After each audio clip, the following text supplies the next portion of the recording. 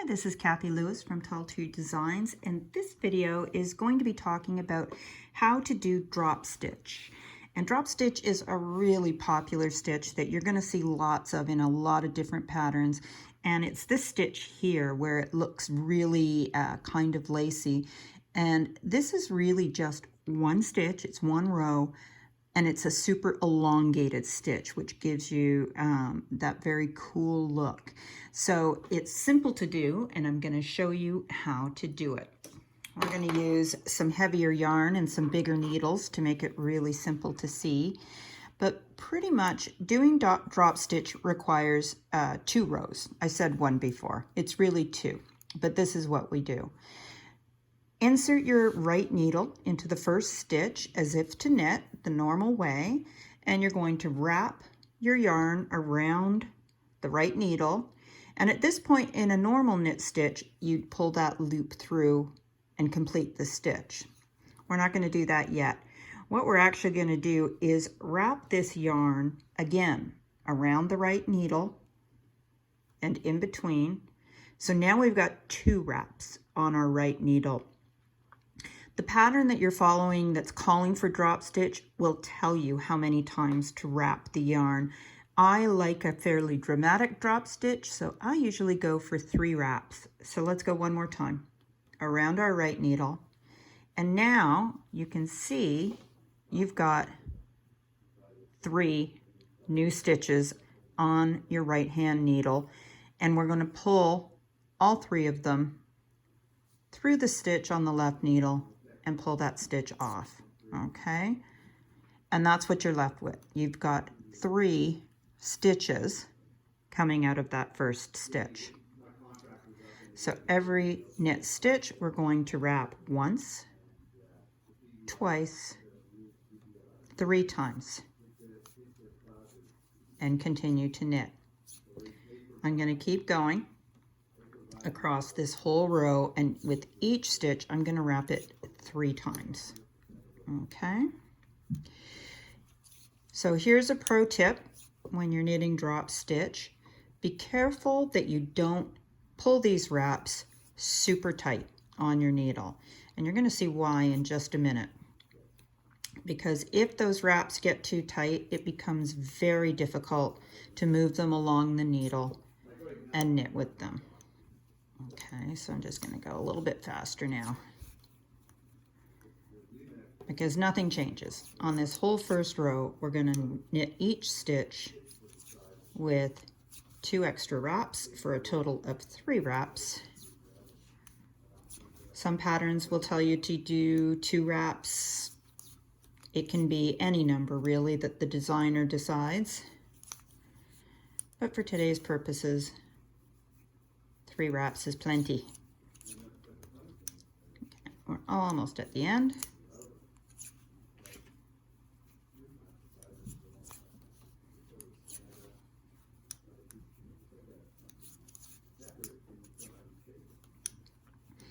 And then I'll show you the second row, which completes the drop stitch process.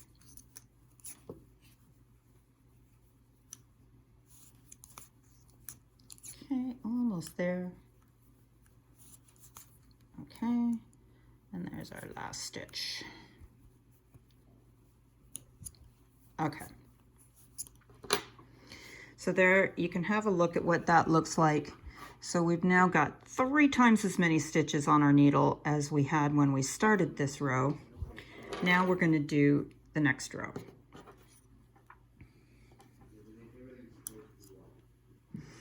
And the second row is they're going to tell you again whether you're knitting, whether you're purling, will depend on the pattern, but just for the sake of this video, we'll just knit them, okay? So you've got all these stitches, and each stitch has 3 stitches coming out of the single thing. So if you can see, there's the triangle that you're knitting into, right? It's the first wrap on your needle. So just a regular knit stitch into that first wrap, pull through, and now when you pull that off the needle, you're going to pull the other 2 wraps off with it, and that's creating the elongated stitch. Let's do the second one. insert your needle to knit into the first wrap, pull off the first stitch along with those extra 2 wraps. And you can see this is where it's good if you didn't do it too tightly, because if you try to move these stitches along too fast, you get a bit of a mess and it will get really tight and stuck on your needles. So take your time, especially as you're sliding stitches along the needle. And in each stitch, knit into the first loop and pull all 3 loops off the needle. Okay, just like this. We'll finish this row so you can see what it looks like. And I'm going to give you, see, here's where I'm just very, very slowly and gently moving those stitches along. Okay. And the pro tip with drop stitch is if you are a person who has been skipping the blocking step when finishing your projects, you really don't want to skip that step with drop stitch, because I'll show you the difference. When we finish this row, you'll see what unblocked drop stitch looks like, and then I will show you again on my finished and blocked macrame tee what it should look like. And the only difference there is the blocking. Okay, we're almost done.